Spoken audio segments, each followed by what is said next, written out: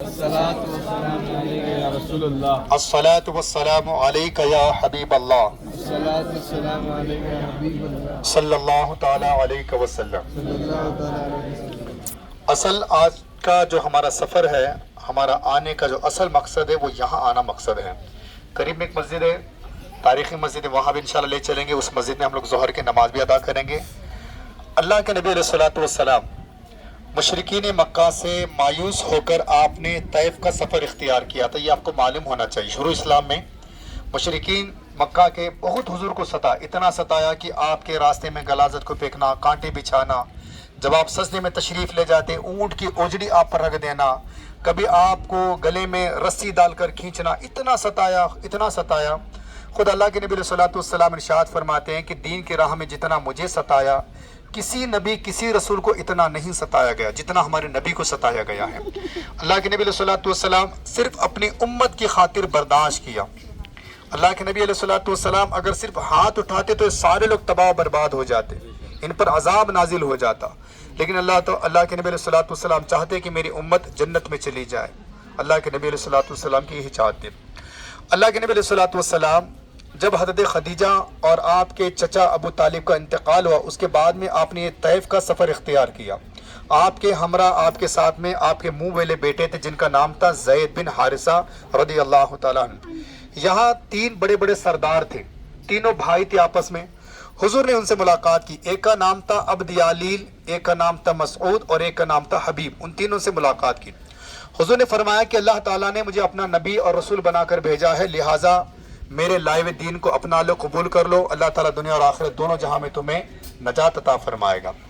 ایک نے کہا بدبخت نے کہ معاذ اللہ کی ہو تم ہی اللہ کے نبی ہو، اللہ تعالیٰ کو کوئی اور نہیں ملا جو نبی بنا کر بھیجتا۔ دوسرے نے کہا اگر آپ واقعی اللہ کے نبی ہیں، نبی کی بات کا انکار کرنا مصیبت سے خالی نہیں ہے۔ تیسرے بدبخت نے کہا کہ تم جھوٹے آدمی ہو، معاذ اللہ کہ میں جھوٹے آدمی سے بات نہیں کرتا۔ اتنے پر بس نہیں کیا، بلکہ ان بدبختوں نے گنڈے موالی قسم کے نوجوانوں کو حضور کے پیچھے یہ کہہ کر لگایا کہ مکے سے ایک مجنون دیوانہ آدمی آیا ہے، ایک پاگل آیا ہے، معاذ اللہ رب العالمین، یہ کر کے نوجوانوں کو لگایا۔ نوجوانوں نے آقا کریم رؤوف رحیم صلی اللہ علیہ وسلم کے اوپر اتنے پتھراؤ کی، اتنے پتھر برسائے، آپ کا جسم مبارک خون سے لہولہان ہو گیا۔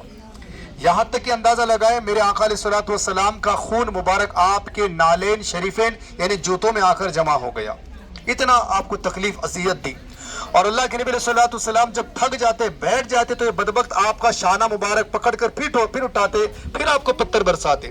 کبھی زید بن حارثہ رضی اللہ تعالیٰ اپنے اوپر پتھر لینے کے دوڑ کر آتے، حضور کے سامنے کھڑے ہوتے تاکہ پتھر مجھ پر برسے۔ اللہ کے نبی کو اتنی تکلیف، شدید تکلیف دی، یہاں تک کہ ایک باغ یہاں قریب ایک مسجد ہے جو عتبہ بن ربی، شباب بن ربی، یہ دونوں آقا کریم کے خاندان والے رشتہ دار ہیں، ان کا باغ تھا، انگوروں کا باغ۔ اللہ کے نبی زخمی حالت میں یہاں تشریف لائے۔ اس کے بعد اللہ کے نبی کی یہ حالت دیکھ کر وہ جو دونوں تھے نا، عتبہ بن ربی، شباب بن ربی، یہ حضور کے خاندان والے تھے، اتنے کٹر دشمن تھے حضور کے، باوجود دشمن کے انہوں نے اپنے ایک غلام کے ہاتھ انگوروں کا خوشہ دے کر بھیجا۔ دیکھا کہ محمد کو کس نے اتنا مارا ہے، ان کی حالت کس نے کی ہے، ان کو بھی حضور پر ترس آ گیا دشمن ہونے کے باوجود۔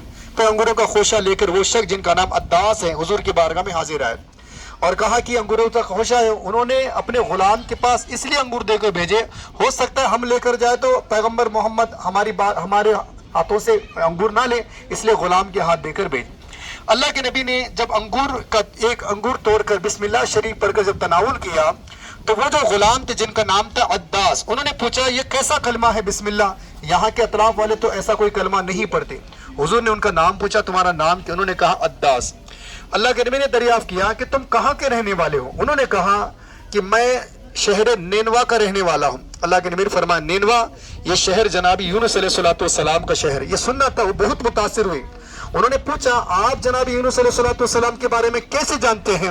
اللہ کے نبی نے فرمایا جس طرح اللہ تعالیٰ نے جناب یونس علیہ الصلوۃ والسلام کو نبی بنا کر بھیجا ہے، اسی طرح اللہ نے مجھے بھی اپنا نبی اور رسول بنا کے بھیجا ہے۔ سبحان اللہ۔ پھر اس کے بعد حضرت عداس نے آقا کریم کی قدم بوسی کی اور اسی وقت کلمہ پڑھ کر مسلمان ہو گئے۔